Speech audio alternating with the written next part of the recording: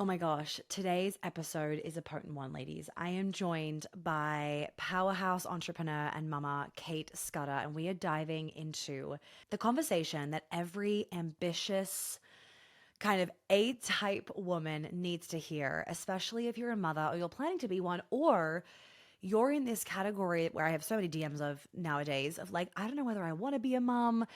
And social media has played a very negative role in this for a lot of people where they feel like motherhood just ruins your life. And so we really need to be having more of these conversations about creating your own version of motherhood and how beautiful motherhood is, and not just like these negative associations with motherhood.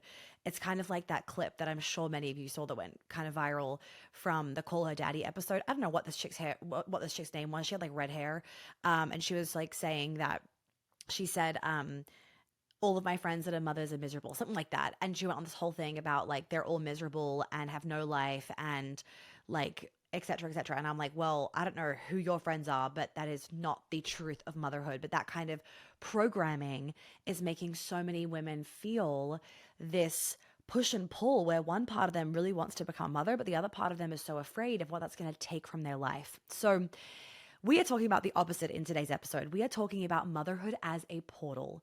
It is not something that you have to survive through, but instead, how is motherhood actually a really sacred transformation that can elevate our lives? It can elevate our business, our career, deepen our intuition, expand our nervous system and our personal power.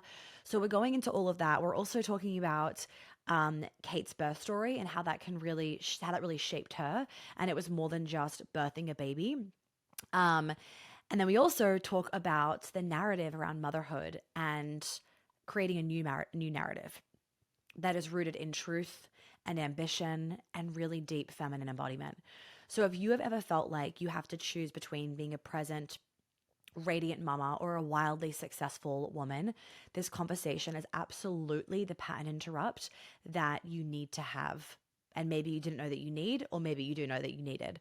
We are really This is like not a space for victim culture because we are rebranding motherhood. We are taking ownership of our part to play in creating our own dream motherhood and really reclaiming the role as this powerful feminine leader in our family and our love life and our business and our career, all that kind of stuff. So let's drop in, ladies. This episode is so good. I cannot wait to hear what you think of it.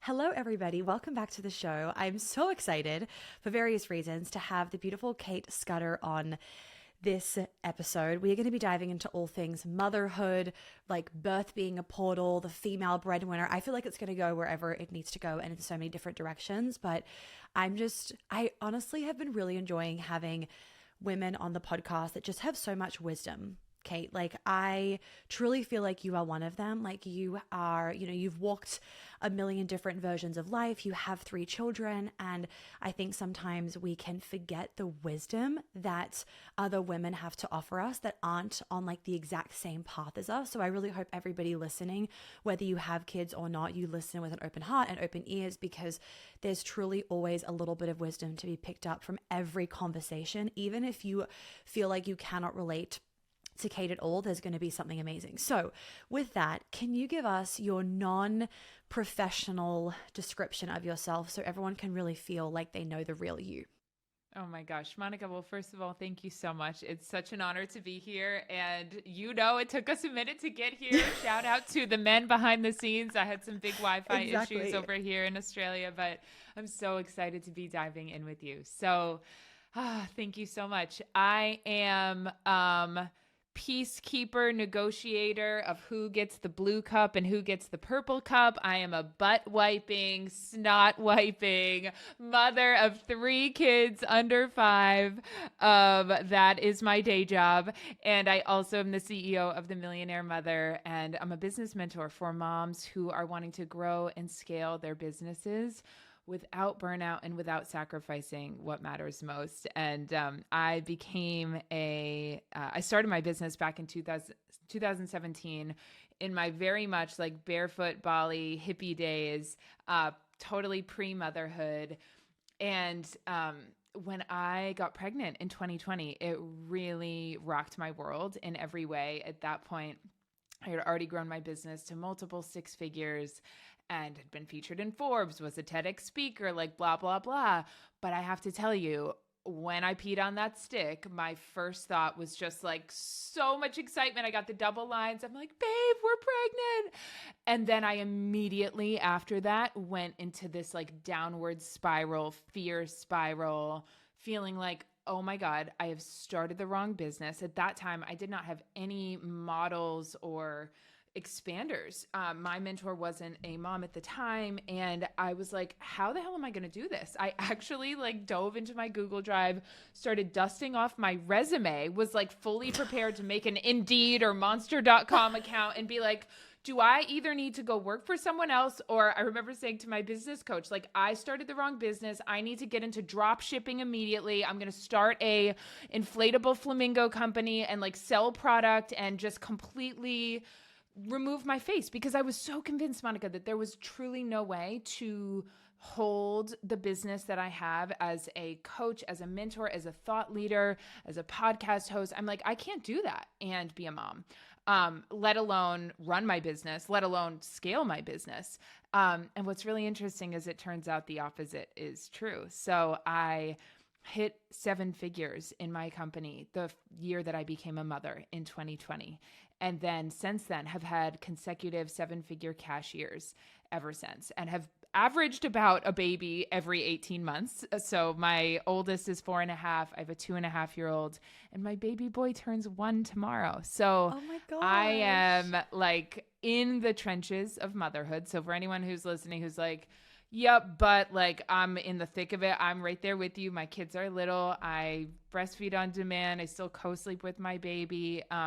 It's a lot. And for me, motherhood has been this insane portal, catalyst, expander that has just turbocharged in the best possible way my company, and also my sense of fulfillment and mission and purpose. So I work with moms who are, or women who want to become moms, who want to grow and scale their business and not live in this like either or martyrdom, sacrificial paradigm that motherhood is currently branded with, I think, in our culture at large. Yeah, I was saying to you before we got on our previous little recording was about how we were on a Mason call, one of our connection calls. You couldn't join because it was like 1 a.m. For you. But, you know, one of the women on it were talking about how as she's had every kid, she's basically been like, oh my God, I was like playing so small previous to having children. And just how like motherhood and children and having children can really be such an expander for you. And, you know, so I'm curious for you, Cait, how has having children, because, you know, as you said, like you've averaged a baby a year basically. So like that's obviously the code. More babies, more money.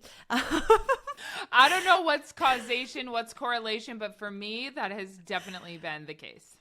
So how has motherhood expanded you? Because we'll get into this a little bit in a second of just like really, I'm really big on defining our own version of motherhood. But just before we even get into that, how has motherhood expanded you? Like personally and professionally.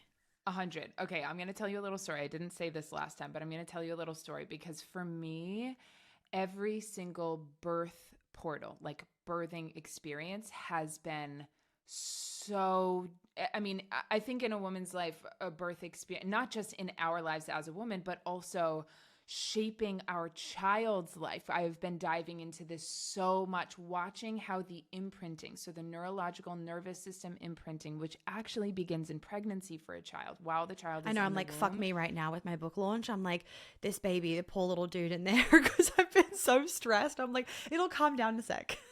Totally. And I think, you know, like we don't have to be like, oh my God, I can never feel sad. I can never feel, it's really about, we can handle the stress. And it's just our relationship to it. But the birth portals for me have been so transformational in how not only shaping me as a mother, but also how I run my business. So long story short, with my first, I did not have the birth experience that I wanted. It was really challenging. We were planning for a home birth, had had to transfer, and just was not empowered and honored in that process. And so I really made it my mission between my first and my second to do a lot of healing, physical healing, mindset, nervous system healing. And with my birth, so there was just actually an article featured in Yahoo Life that shared my experience sharing my birth story online. I posted the whole video. But that birth with Jack, my second child, my first son, was the single greatest catalyst to shift my way of operating in my business. Wow. And here's why. So Jack, it was this complete surrender of timeline. He came at after 41 weeks. And so the waiting, the surrender, he ended up being 10 pounds and 15 ounces. Oh my God, I was 10 pounds 6. Wow. Yeah. And James, my third, was 11 pounds 1 ounce. Both of them You know born what, at home. I saw that though, Kate, because like, you know, being pregnant now, I've always thought, because it's funny, right? Just because you have a massive baby doesn't mean the kid's actually going to be massive. My brother is 6'8", and he was the smallest of all three of us. I was the biggest baby of all three of us, and I'm the smallest, right? So there's not necessarily a correlation, but totally, you know, I've always kind of thought, oh, I feel like I'm going to have big babies because I was such a huge baby. And this baby is like quote unquote big. And I say quote unquote because like ultrasounds aren't 100% accurate, blah, blah, blah. Totally. When I saw that you like birthed an 11-pound baby, I was like, that is an expander, because I am so like, not to veer the conversation, but I like, whenever my midwife or whatever is like, oh yeah, he's measuring a bit big, I'm like, not worried. Like literally don't give a fuck. We need to stop saying that. Like, why do we keep saying he's too big? Like, he's not too fucking big for my body. No, exactly. I'm so glad I've like have that mama bear tenacity rising up in me as you're saying this. Absolutely. Your body knows what to do. For me, it was both boys were 11 pounds effectively. Yeah. And your body it is not too big. Your body knows what to do. And this in and of itself, this is in my body of work all the time, the parallels and not only the metaphor, but the living correlation between how we birth our children and the challenge, the sensation, the intensity, the experience of growing and birthing a child, mirroring the journey of entrepreneurship, the creative gestational process. You're in this book launch right now. You know this. You run a company. You know this. For anyone listening who is also a business owner, when we experience sensation, our relationship to and the story that we tell about that sensation alters the outcome of what we experience. And for me, with Jack, the craziest part about that birth is I did not push him out. So I experienced with Ella, I mean, it was very painful. It was like, there's like a whole bunch of stuff that did not go the way that I wanted. And it was really challenging. And I was like, I know there is a better way. I know there is a higher outcome. I know that my quote unquote things not going my way does not define me and doesn't have to be the case. I know that my body is wise, and I am going to remove all the static and the noise and drop back into that.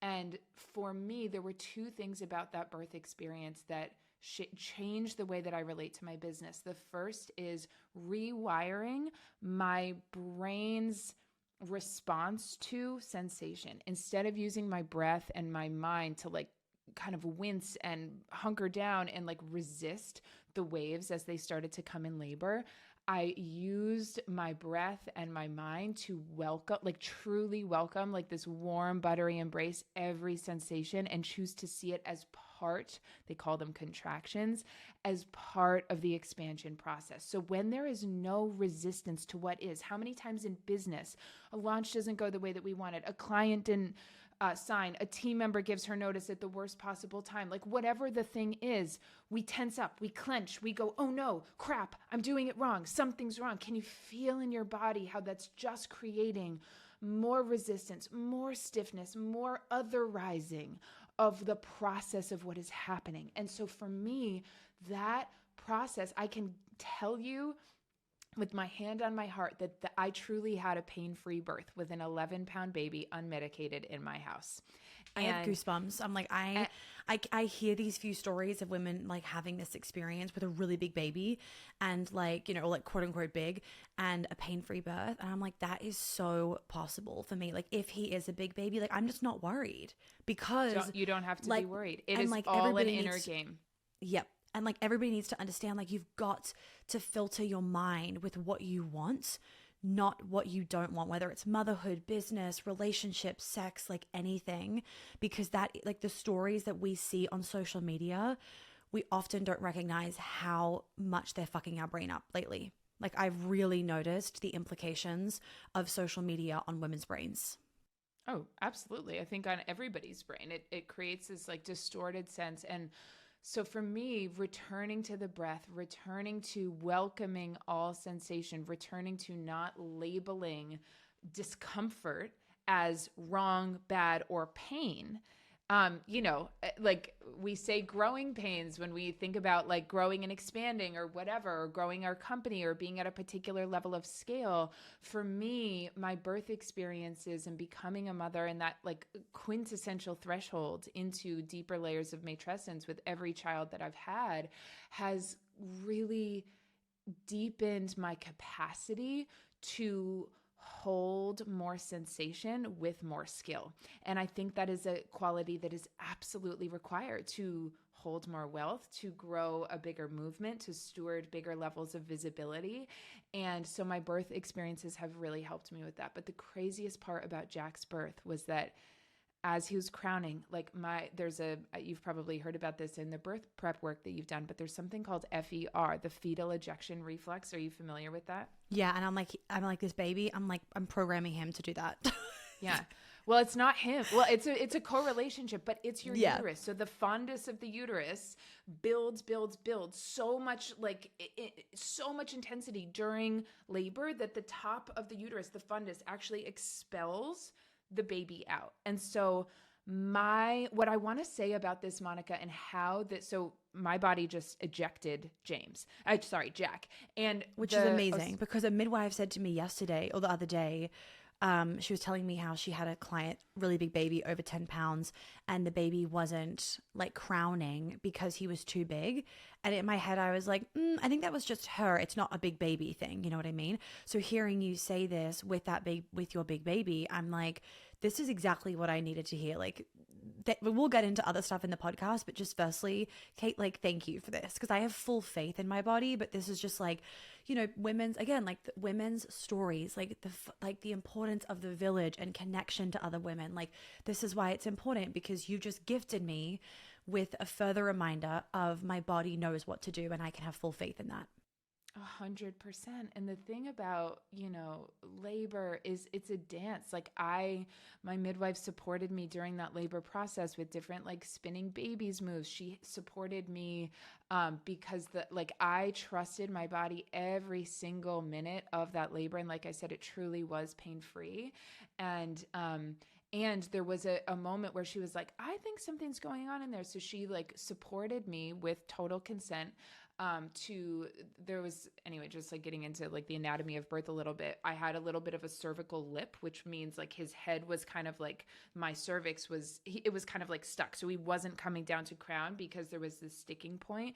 But again, not labeling that as a problem. Oh, it's not your body doesn't know what to do. It just means how can we like adjust, move. Same thing in business. Just because we hit a wall, we're not like, everything's fine, I don't need to do anything. We're like curious and engaged what needs to happen, what would be supportive, but we're not like code red, everything is wrong. And so amen. when she like supported me with a movement, next wave, my water broke and it was like into transition. And so it was, your body absolutely knows what to do. And when we can maintain that like center pillar in birth, in labor, and in business, when sensation is high, we get the outcome that we want. And so with this experience with Jack, what I want to say about how this changed my business. So let's pause for a moment. I'm crowning. It's June 27th, 2022.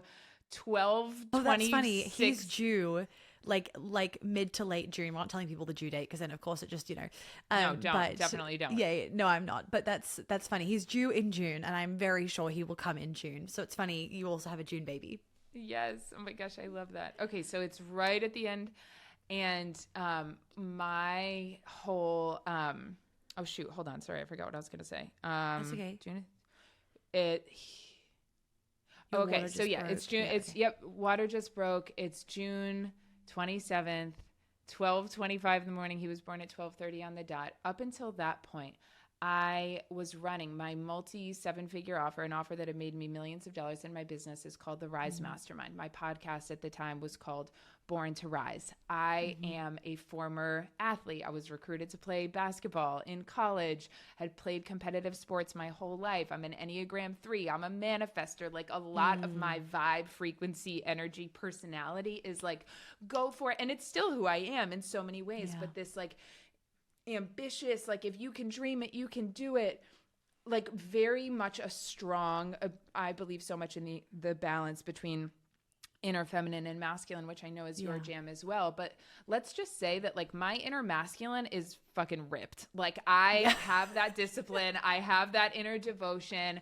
And I know that there's so much about like, if I put my willpower to it, and I really think that this is an important quality for women to have. I think like there's so much about like soft girl era that does a disservice and is kind of misleading to what's required both in motherhood and in business. We can talk about that more, but I just wanted to kind of contextualize up until this moment, the greatest things that I had achieved and accomplished, the essence of my brand was very much about like this balance of like following your energy, but like willing your way up. And what happened to me, I'm going to burst into tears. What happened to me in that birth process was experiencing that my greatest way of showing up was my willpower, if you will, was getting out of the way of what my body was naturally doing. And as I birthed him and just allowed myself to be in that like just otherworldly expansion portal when he's crowning. You can watch this video on Instagram, guys. It's there. My full ass naked butt. You can see him crowning in the water, and you can hear I need to watch this and afterwards. This is what I'm doing tonight. when just he in case comes you're out. wondering. It's 90 seconds, so anybody can watch it, even if you don't really have time. But when he comes out, my work in that was not pushing. My work was, can I let this intensity roar through me and bring my baby into my arms? And when that happened, it rewired everything that I knew about achievement, everything that I knew about about power and our power as a woman, and everything that I understood about the dance between surrender and active work. And I was like, I came after months of just unraveling, healing from postpartum, and then just unraveling what the F just happened. It was sort of this like living, breathing thesis of, if my body is wise enough to do the unthinkable without my conscious pushing, what does this mean about how I can grow my business? What does this mean about what is possible? If my force is not required, that translates to every single other area of my life, including how I run my company. And so that really Jack's birth really set into motion the rebrand of my business from Cait Scudder to the Millionaire Mother, because I knew that motherhood, the threshold of birth, the experience of expansion of motherhood, it wasn't just this like side conversation. A few months after that, I ran a program called Boss Mama.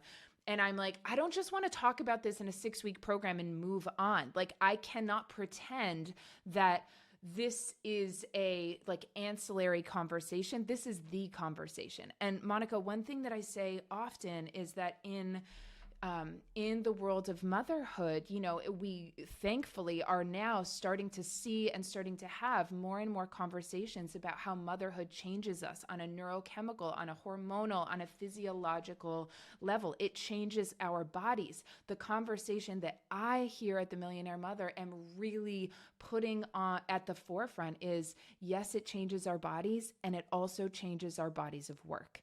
And we need to be talking about how that happens, because every mother that I work with, which is, hundreds and hundreds at this point, has undergone some sort of questioning, reckoning. It's not to say she completely changes her business model or offers or what have you, although many do, but how she is working, how she is showing up, the message that she's putting out, who she is has fundamentally changed when she's undergone this threshold of motherhood. And meeting herself on the other side and harnessing that power, as opposed to trying to put it away and figure out who the hell she is now and what just happened. When we integrate that transformation as opposed to compartmentalize it, we unlock a next level of momentum that is going to support us in growth so much more. If you are craving more softness, magnetism, and ease in your life, but your body still feels like it is stuck in control, tension, or emotional burnout, you need to be inside Muse.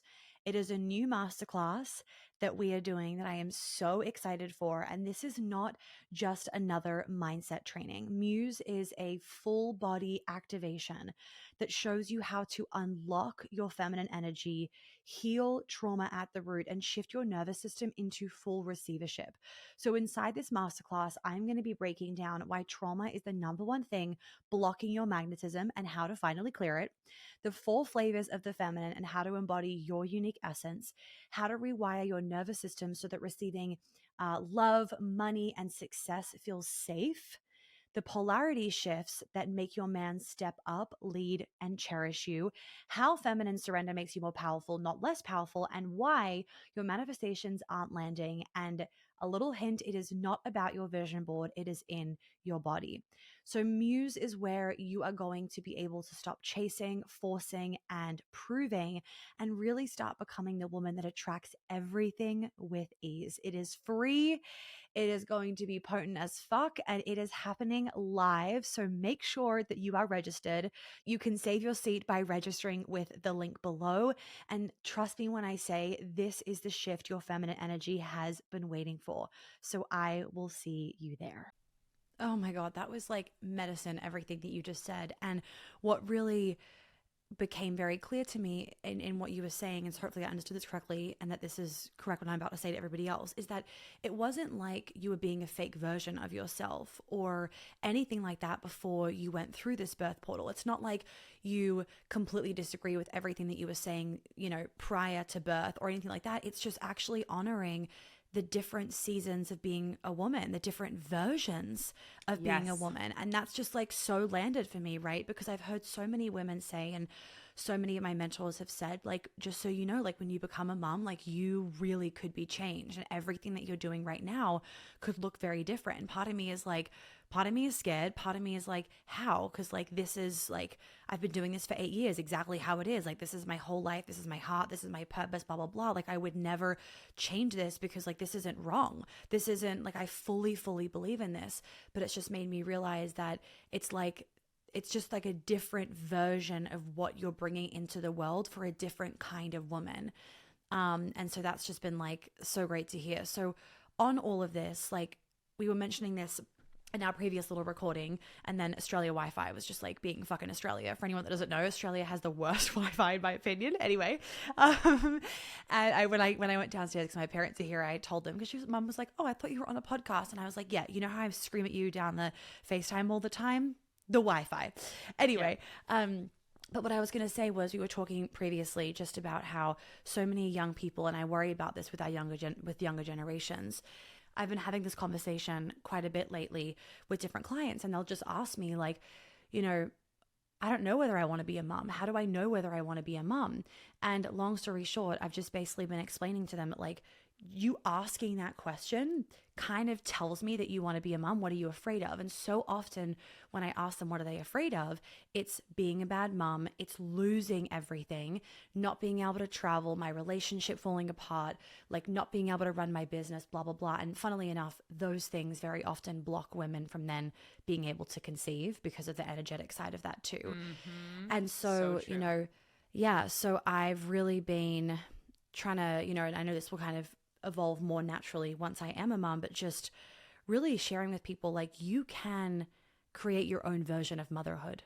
right? Like you do not Totally. need to just have this version of motherhood that you've seen shown to you that all your best friends live out, blah, blah, blah. You talk about this, Cait, of just like, I can't remember the exact way that you say it, but you were saying it the other day on your Instagram stories, but you're really good at creating your own version of motherhood and sharing this with your audience. So can you talk to us a little bit about that, of just dropping the narratives that so many of us have been fed into, and what can motherhood actually look like for us? Oh my God, for sure. Well, first thing that I would say is, hi, I'm a mom of 3 kids under 5. I run a multiple 7-figure company. I just brought, Toby and I just came from our homestead in Maine. We have a 12-acre farmhouse property in Maine. And we're here for 4 months in Australia. Did like literally the biggest trip from the east coast of the States to Australia that you can do. I do need some tips on how do you travel with young kids, because I think that would really make my parents happy if I'm like, maybe we would come to Australia. We've done it.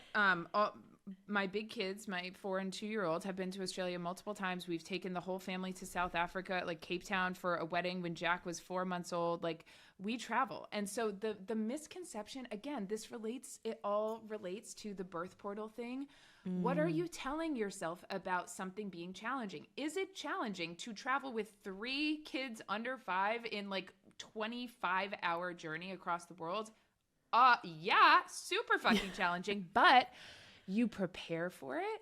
We had all the different things for it, and you just do it. And I feel like the story of, it's the same thing. I remember before I traveled to Bali for the first time, I traveled internationally, being from New England to Central America and Europe, but had never made a long haul flight to Asia or to Australia. And you would not believe, I think Aussies are wired a little bit differently with this, because you guys are far away from everything. And so it's like, a 20-hour journey. Yeah. No big it's deal. Like, if you want to see the rest of the world, that's just what you do. But Americans are different. And I can second this, Cait. Yeah. Yeah, many people are like, I would love to go to Thailand or Bali or Australia, but I could never be in the plane that long. And that story, the stories that we tell ourselves become true. So if you are someone who's like, oh my gosh, the idea of like snuggling with my baby and reading a book and like doing that, but like I wouldn't be able to travel, like you can tell yourself that story and that will be true. For me, we want to have one more. And I'm like, we are literally splitting our time right now between Australia and Maine. Like, not convenient. Definitely not your average snowbirding scenario. No. But we're doing it. And because we're telling ourselves the story, everything's figure outable. We've got this. And what a gift. And so you can either tell yourself, because something is challenging, because it requires you to expand your capacity, because it requires you to maybe think creatively, prepare at a higher level than you had to, gone are the days where you just like walk out the door and whatever. Getting out the door now is a multi-step process, but is that a reason to not do it? Like, absolutely not. It's sort of like telling yourself, oh, I don't want to run a 7-figure business because that sounds stressful. The delivery of that, managing my money, paying taxes. I think I'll just play small. It's like, personally, I would rather rise to the level of the new problem solving and capacity building that my actual desires require of me, as opposed to telling myself I don't want those desires in the first place. So just like a bit of a mindset reframe I would give there. Yeah, I think that's really huge. And then the other, the conversation we were having the other day about, I posted on Instagram about this. Like, I saw it. Olivia sent it to me, the drunk thing. Olivia sent it to me. Oh, no, not that part. Oh, not that one. Oh, okay. Well, still, she sent that to me. She's like, can you please do this? I really want to know what your thing says.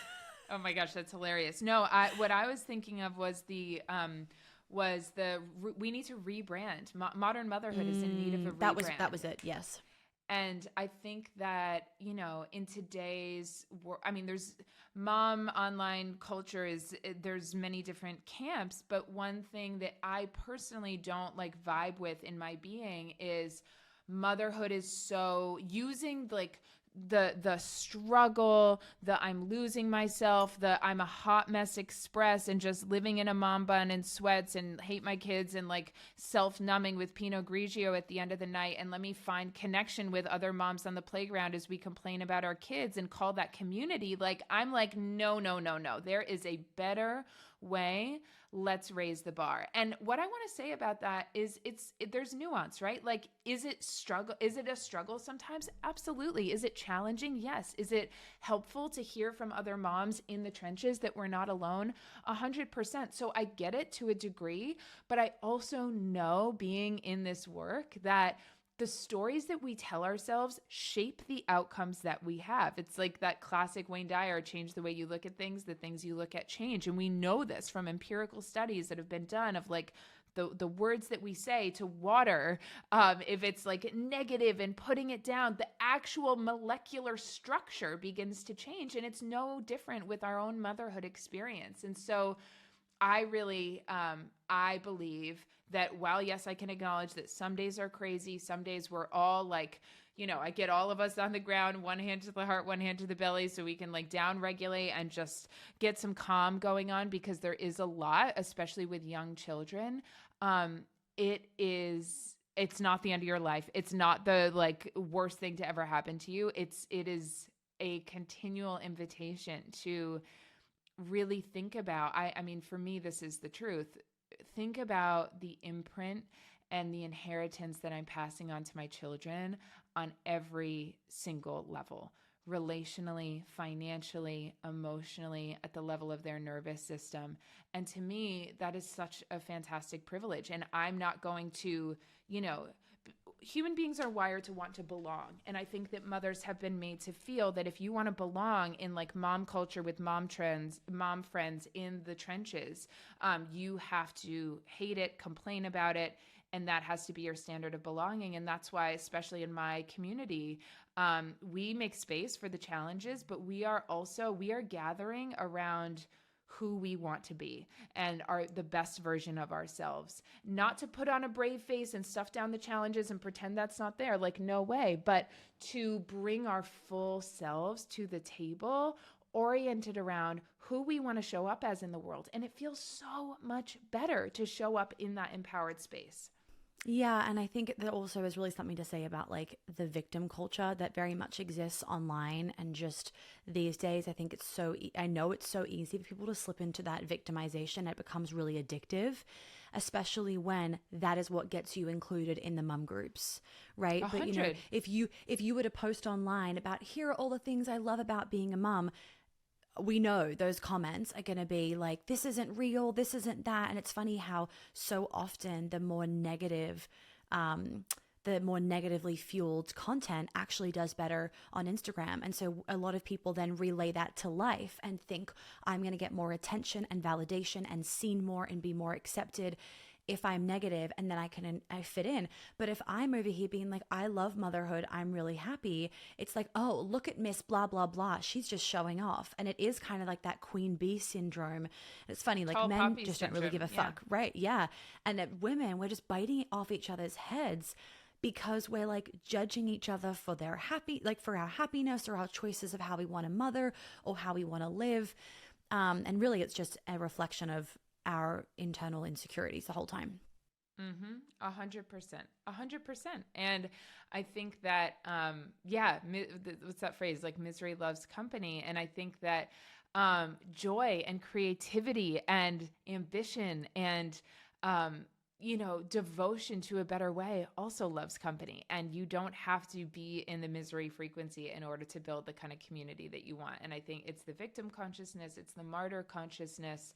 And it really, like, I think about, for me, legacy, inheritance, those are well beyond just like, a trust or whatever. But what am I passing on to my kids in the way that I meet challenge, in the way that I meet big responsibility? Like, if I am telling myself, oh, I have to do this, or oh, whatever, I'm training them to relate to expansive portals that way. And so for me, it really does. It starts at home. The work starts at home. It starts inside of ourselves. Okay. What are some of the things that motherhood has brought you besides the expansion and all that kind of stuff that you've shared already? I think just on this conversation of like, we hear so many of the negative things. Can you actually share with us some of the things that you love about being a mom? So the women listening that are like, I don't know whether I want to be a mom, they can actually hear from the horse's mouth or whatever it is, that motherhood, it's not just like, oh, you feel this love that you've never felt, but like, I'm sure you can give us some other examples of just what motherhood has brought into your life that you wouldn't have without being a mother. So true. Well, first thing I'll say, I really used to roll my eyes at that. I used to get really offended by that. I'm like, the love I feel for my husband, the love I feel for my parents, like I know love. And I'm just going to say this. It is true. When you are holding whether it's your baby, you're looking at your toddler, you're watching your child, like invent games and bring things to you. It's like, where did you come from? Like, I can't wait even explain to you the it is beyond, it's love, but it's awe, it's wonder. It's like, it's almost this like ceremonial mind fuck of like, hold on a second.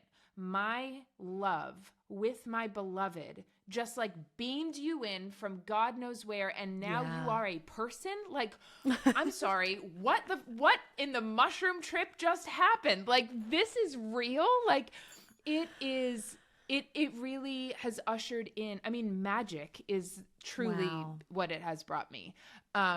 Magic, a level of awe. He's kicking so much right now, by the way, whilst you're saying this. I know. He feels it. Bunny. It is, it has ushered in a whole new world of magic and mystery. And, you know, there's so much more I could say about that as they start to grow. The oxytocin, just you wait, the snuggling postpartum nursing experience, like the feeling of connectedness.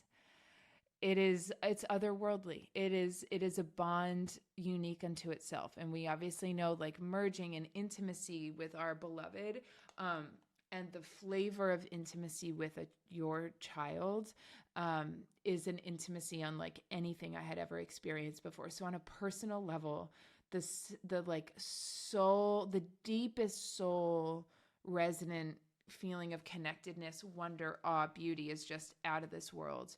On a business level, you've probably heard people say this before, but the amount of what I can do with an hour, Monica. I used to be able to, I don't know what I did with all my time. I'm going to be honest with you. I have no idea what I did with my time. I can't wait for this, by the way, because Olivia, who I know, like, you know, she organized the podcast and everything, she is a mum of 2 boys, 2 toddlers. And every day she'll like send me her list and I'm like, actually, but fuck, how did you get this done in like 6 hours or in 3 hours or whatever, however many hours she's worked with that time? I'm like, I cannot wait to get those superpowers. Cannot wait. Because I'm already productive and I'm like, I'm going to blast off. Yes, it is wild. It really does accelerate and kick into turbo gear. Not just this like because it's not just this like adrenal driven overdrive. It's really like an ability to focus on what matters most and just like do what you got to do during nap time or do what you got to do with the limited time that you have. And it's extraordinary. And the other thing that I'll share with you, which I find is fascinating. So I'm definitely like a spiritual woo girly, but I am also a data nerd. And I really like to understand, the empirical, like what's actually going on here to back it up. And so one thing that is really interesting is starting in pregnancy, leading into years postpartum, that window of time, the gray matter in a woman's brain begins to decrease. So the gray matter is it's associated with like short-term memory, word recall. That's why we hear like pregnancy brain or mom brain when you're like asking your husband to pass you a spoon in the kitchen and you're like, can you give me the thingy and like forget the word. I've fully had that. No idea what the word is. Yes. So there is like a neurochemical reason for that. The gray matter in our brains starts to decrease, whilst the area of the brain, which is actually a combination of different centers called the default mode network, the default network begins to grow, and it grows during pregnancy and it grows during postpartum. And what the default mode network is for what we would consider like passive modes of thinking. Daydreaming, intuitive sensing, basically like in layperson's terms, our spidey senses. This is the reason why you can't remember the word for spoon, but your baby who just started to crawl is beginning to crawl close to the stairs, and you're not even looking. You're looking in the other direction, and you whip your head around to be able to help them. That spidey sense, that mama bear instinct, that is a adaptive quality that has evolved over as a species to help with evolution, help keep our babies safe. It's that maternal instinct happening in our brains to support this process during these early postpartum years. And what is fascinating about this, Monica, is that the very spike in our intuition, our instinct, these are also the qualities required to grow and scale a business. When you look at any multi-millionaire, billionaire, what was it that gave them this advantage, this insight to be able to take a risk, go in a certain direction? There are so many interviews with Sarah Blakely, who I'm sure you know, mama of four, founder of Spanx, billionaire, Yes. cover of Forbes, success, the whole thing. She cites intuition She lives like really all close the to time. us. Yeah. Oh, I love that. She cites And I'm like, intuition one day I'm all hoping the I'll like time. walk past her. Yes. She cites intuition all the time as her superpower in business. And that intuition from a cerebral brain neurochemistry level is greater, more like elevated with women, mothers, early mothers, than any other demographic. So we not only have this extraordinary, biological advantage to support us to nurture and support our children, it's also a time where biologically we are at an advantage to nurture and grow our businesses. Yeah. Oh my gosh. Everything you just said, I've been feeling it. I mean, I already knew this existed, and I've just been able to actually use it to my advantage, even just with like business and the book launch and that kind of stuff. I've already been able to feel how and I already had an extremely strong intuition before I even fell pregnant. But then obviously things have just gotten even more heightened, like kind of in a scary way, to be honest, but also in an epic way. And I've really been able to lean on it because it's like my intuition has gotten heightened, but also not even necessarily in a scary way, but in this, like, it is so strong now that my ego can't even talk myself out of it, right? Whereas previous to pregnancy, my ego could kind of like second guess my intuition, but now it comes through so strong that it's just like, this is what we're doing. This is the fact of the matter, the end, moving on. So loving all of this, a question that I really wanted to ask you, because I was actually giving a talk today, and I was talking about, how a lot of us as women, I was answering a question, we really struggle to ask for help. She was saying, we were talking about releasing control and like to her man and all that kind of stuff. And she really struggles to just ask for what she needs. Half the time she doesn't know what she needs. And, sometimes that can literally just be because so many of us have just been programmed to not ask for help. You talk about creating a village, which is so important. Creating a village and having help around you, because you couldn't do this alone. I know a lot of women are ashamed of asking for help. For some people, there is like a whole programming on, it's bad if you're not the one like fully raising your kids, blah, blah, blah.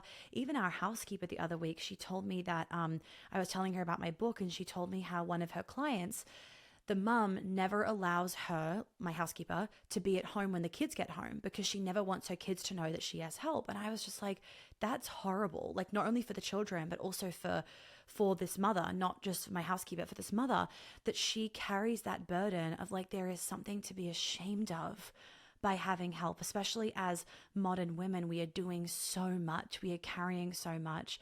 We never in the history of womanhood have done so much alone, and yet we think that we're made to do it alone. So can you share what wisdom you have around getting support, asking for help, and creating a village, and how that has supported you in business, personally, all the things? Oh my gosh, I love this question so much, and I am such an advocate for widening the base of support.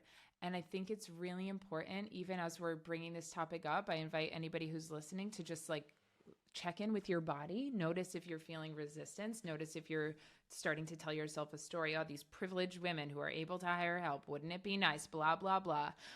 Because I can tell you, as somebody who grew up with a mom who paid for bread and milk and eggs on government assistance, I did not grow up in a house where it was normalized to have paid help, whether that was childcare or a housekeeper.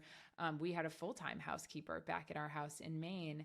And my feeling about having her around when I'm there was completely the opposite. She became a member of our family. And there's so much, in traditional cultures and indigenous cultures, it has been, back in our ancestors' era, like, we didn't grow up this nuclear family of just your parents, and that is not normal. That is not how the human species has developed normally over time. What is important to recognize is the village today looks different than the village did when you were living with all of your extended family in one certain location. Women were never meant to raise our kids by ourselves while our husband is at work all day, or whatever the, family constellation looks like. But that model is not actually conducive and coherent with this ecological web of life itself. So the first thing that I would say is, like, slow down, notice what's going on in your body, and get curious about the resistance. So if there's this story about, wouldn't it be nice, or this or that, or whatever, what's there? And I imagine that through that somatic lens, if you go in and get curious about what is there is a deep grief. And underneath that grief is a desire. So there might be a grief of, I'm so fucking exhausted from doing it all myself. I can't see a pathway out. Like, what is actually there, and what is the desire underneath that? Because until we acknowledge the internal walls that we have built up to receiving, and maybe there is like an inner child wound that, I'm here for the deep answer, Monica. I'm not just going to give you some surface that's level all bullshit. we're here for. No, that's all we're here for. But if there is, if there was a time in childhood when you asked for help, or a time in adolescence or young adulthood when you asked for help, and you learned through that encounter that it was unsafe, you are carrying that. If you watched your mother burn herself to the ground and sacrifice her own well-being on the altar of doing it alone and being super mom, you have inherited that. And I am unwaveringly here to say, that's not normal, and it doesn't have to be that way. We were never meant, when we think about, the thriving, I think all the time, we have the most extraordinary teacher in nature. The most thriving regenerative systems are not like monocrop doing it by myself. There's an ecological web where there is like fruiting and budding and expanding because it is being fed by something else. We are all part of a web. And for me, whether it's having support with childcare, having a housekeeper come into the house, paying my team extraordinarily well. I mean, there's just there's so many layers to take this conversation, but from the basic level of rooting out the resistance that we have internally to receiving help, to me, is sacred work. It is about remembering that the illusion of being able to give without being included in that equation of giving, without also receiving. I think about it as this water wheel of giving and receiving. It is a broken model to expect women and mothers to give without being poured into. And whilsoever we consciously or unconsciously perpetuating that, we are really doing damage into the expectations, implicit and explicit, of what it means to be a woman in the world, whether that is just working in your business, in motherhood, in both. So for me, there is a real quantum leap available in our own way of relating, in exploring our resistance to receiving help. I host a retreat at my home every year. It's called the Homecoming Retreat, and it's a somatic business, spiritual business retreat. It's fucking transformational. And one of the things that the women say year after year is, when they come, one of the greatest transformations is witnessing all the help and support and how I operate in that. I'm not running around making sure there's more napkins and do we need a refill on the coffee? I am literally just showing up in holding space for the women, but letting myself be exquisitely held by the staff and the support that I have organized, and everyone is happy and everyone is thriving. And when we tell ourselves, oh my God, I feel so bad for having them do that, we're not actually serving anybody. Our capacity to experience joy, pleasure, abundance, connection is so much more when we elevate out of the identity of the martyr and into the identity of the matriarch, the leader, the benevolent leader who knows she's worthy of receiving and knows that that enhances her capacity to give. Oh my, okay, we could go down this forever because I'm like, oh my God, there's so much that we could keep saying about this.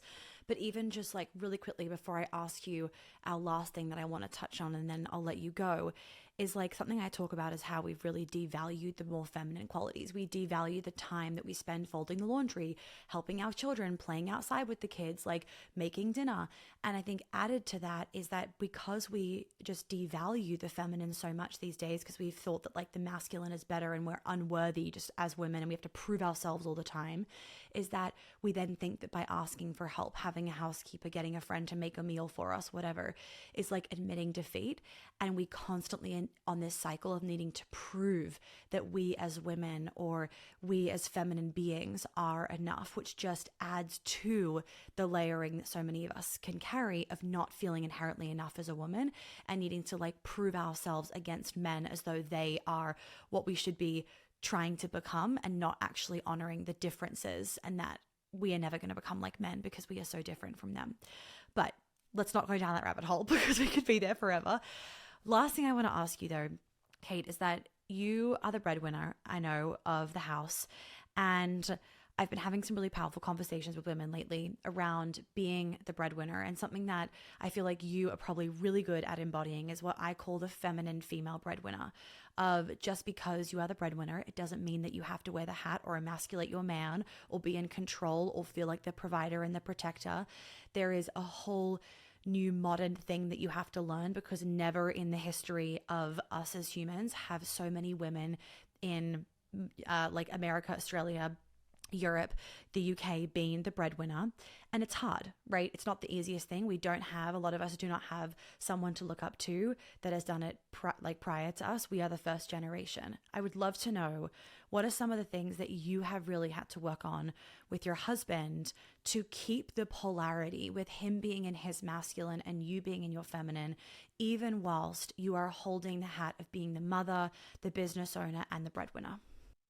So good. I love this question and there's so much juice here. I really want my response to be super tactical. So I'm going to share something very, very practical that I do that is really supportive. So from an energetic side, and if you are listening to this, and then you, I'm sure, have heard Monica talk about this a lot, but from a very practical side, the energetic quality, I mean, there are areas of my business that require me to be leaning more and embodying more my inner masculine qualities, and areas that require me in my business to be more in my inner feminine qualities. But interestingly, the experience of holding and running a business, the containment of that is when I am in that, I am more in my inner masculine.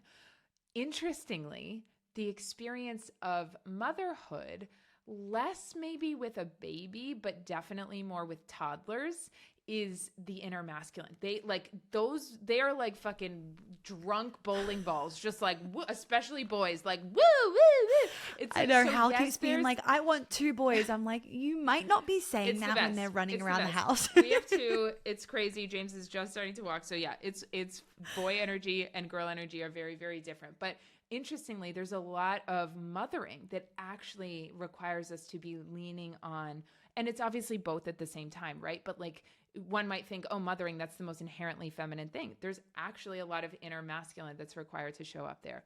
Relating to our partner, if we are partnered with a man, it is like the least helpful part of ourselves to bring in. So I share this because if you are a mother and if you are a business owner, you are the dominant place, I would say, during the day that you are embodying is your inner masculine qualities, even though there are, of course, these critically important, present multiple times throughout the day, ways that you're dropped deeply into your feminine. So for me, your question was like, what are some ways that you have helped yourself do this? And for me, the answer, Monica, is focusing on transitions. So When I work from home, and I do work from home, the beauty and benefit of that is that I get to see my kids multiple times throughout the day. Toby also works from home. The challenge of that is almost like, wait, what hat am I wearing? What energetic am I in? So one thing that I would say, and I know this might seem so silly, but is the focus on, and by the way, I recommend anyone who wants to dive into this more. I'm actually reading this or listening to this right now, and I'm loving it. Is Laura Doyle's book, The Empowered Wife. I'm sure Oh, you're I haven't familiar heard of with that. Laura. No. Oh my God, you need to know Yeah. about her. And anyone listening, she's Okay. amazing. I I've feel not like heard with of the that work, book. oh my gosh, it'll change Okay, need your to life. listen. May also be very triggering for my fellow controlling moms or women in general. It is really this like turbo invitation into surrender and embodiment of the feminine, and it really goes against this like controlling, hyper independent part of us, which sometimes is active in the way we run our business and in the way that we parent. Like we need to be, I don't want to say controlling, but take leadership and control when we are like stewarding Yes. young toddlers, crossing Yeah, the I really street like or remind whatever. women it's like almost try and say like feminine leadership more, because a lot of my clients will then trip into like, oh my God, I've been doing my masculine all day, and then they go into that kind of spiral of like, I'm trying to be more in my feminine and now I've been in my masculine. It's like, well, feminine leadership can very much like be in that kind of like you having a bit of that dominance and the assertiveness and the control, but it's from that heart space, right? Not from this head space. And I'm sure even when you're parenting your children, if you're technically more in your inner masculine, it's from still a loving, mothering energy. Absolutely. And for me, the archetype that I find really helpful to drop into is the matriarch. And the matriarch is when I say like we're in that, it's not like, oh, I'm in like heady, robot, buff, masculine mode, or I'm in like soft, linen dress, feminine mode. Like for me, I think about my highest expression as a mother and a business owner is in that matriarch frequency where it's like there is this marriage of like a strong, sturdy inner masculine presence and a softness, a benevolence, an intuitive, creative, wise self that is my inner feminine, and showing up from that place. And interestingly, that matriarch is still the version of me that shows up in my marriage, but she doesn't have to lead her king. Her king gets to take the lead. And so the matriarch frequency and archetype is still the one, but like it is so when a matriarch is like the one leading a call, leading toddlers to cross the street, she is in charge. When she's there with her king, there is this like invitation to soften and embody much more of the feminine frequency whilst staying in that, that regal zone. And so for me, and admittedly, this is like both the challenge and the opportunity, but I'm really working right now on focusing on those moments of transition. So before I leave my desk, even if it's like, I hear them calling mom and it's just so easy to like run out and have zero transition. And side note, we know from parenting, like kids need like structure and support around transitions. So do adults, so do grownups. And so I'm really working on, can I close my laptop? Can I bring my hand to my heart and take 3 deep breaths? Can I grab the rose water spray that's on my desk and spray my face as a simple somatic ritual to soften and to drop out of like head and holding and into softness and receiving? These tiny but meaningful moments in transition allow me to drop down deeper into that more expanded, embodied place.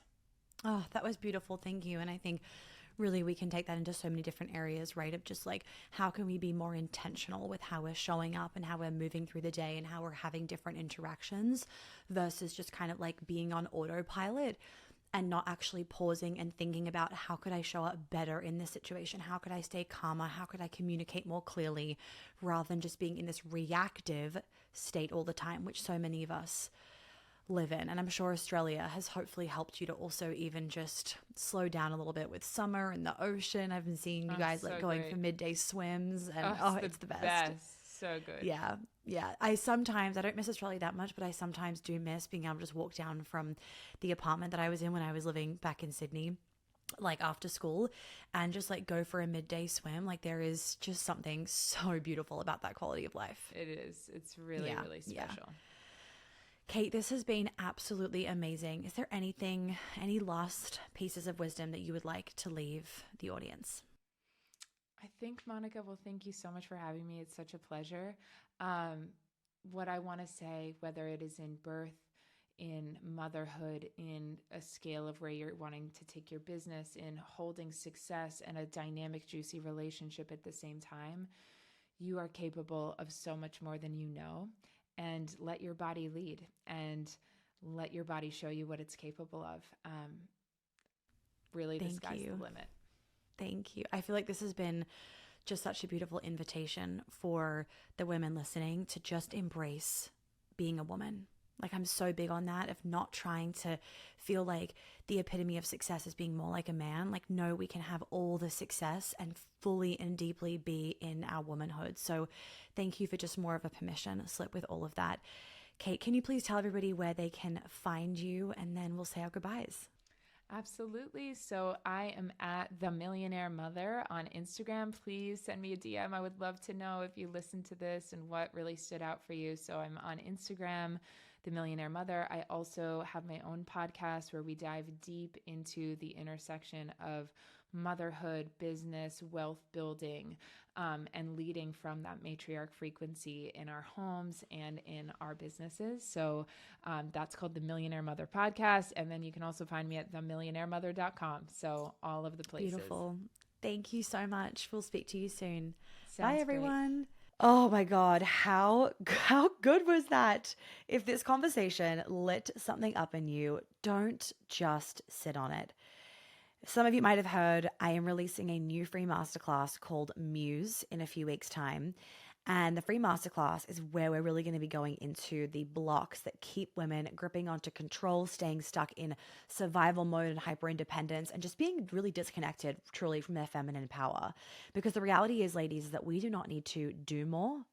We need to be more of ourselves. So the link for the waitlist for that masterclass is below. Maybe the sales page will be ready, not the sales page, maybe the sign up page will be ready, but we've also had a lot going on with the book. So at the bare minimum, you have a waitlist link. And then once that website page is ready, we'll obviously email it to you guys. But this masterclass is going to be really, really powerful. And if you're ready to embody this version of yourself at the deepest level, where you are aligned, where you are living out your truth as the woman in this season of life that you're in, and you want to experience your nervous system being rewired, your feminine essence being turned back on, and you want to fully quantum shift your entire reality, then the immersion is definitely calling you. This is the 8th time I'm doing this, and we have it coming up in November. The tickets are opening really soon, though. So I would also recommend that you sign up for the waitlist, because we have very, very limited spaces this year. Last year we did 2 events. This year we're just doing 1 event. We've got very limited spaces, and this 3-day in-person event is truly designed to heal the trauma, shift the patterns that are keeping you stuck, and unlock your life, love, and success that you know that you were meant for. So many of us women are really craving more community. I will say that when I first started my business 8 years ago, I felt like it wasn't like the community aspect is always the best for women. I think it's so healing, and I've seen how healing it can be running group programs for so long and doing this event for so long. But I will say, since the pandemic, that craving for the village and for sisterhood and for community has only gotten deeper. You know, even just running my Her Year event the other week, the women wanted more community time, and literally half the day was community time. Like people are experiencing, my clients are experiencing just how healing, being seen, understood, connected with, validated, like loved by other women, they're realizing how healing that is for their nervous system. So whilst it can be daunting to be coming to these in-person events, majority of the women come, I would say 99% of the women come alone, and they leave not as a completely different version of themselves. They leave as the truest version of themselves, and they leave with new friends. One of my one-on-one clients the other day, actually, she was voice messaging me, and she was like, yeah, I actually got a message from one of my good friends name, like blank that out name, who I met at your Paris immersion, and we were talking about blah, blah, blah. And I'm like, of course you did. I cannot tell you how many of my clients have literally made their like soul sister friendships coming to these events. So community is where it is at. It is healing. It is nourishing for your nervous system. Men cannot replace what women can give to each other. So I will see you in Muse. I will see some of you at the immersion. Sign up for all the things down below. Tag Cait and tag myself in this podcast episode on your Instagram stories. We will say thank you. Please share and spread this episode because so many women need to hear this side of motherhood.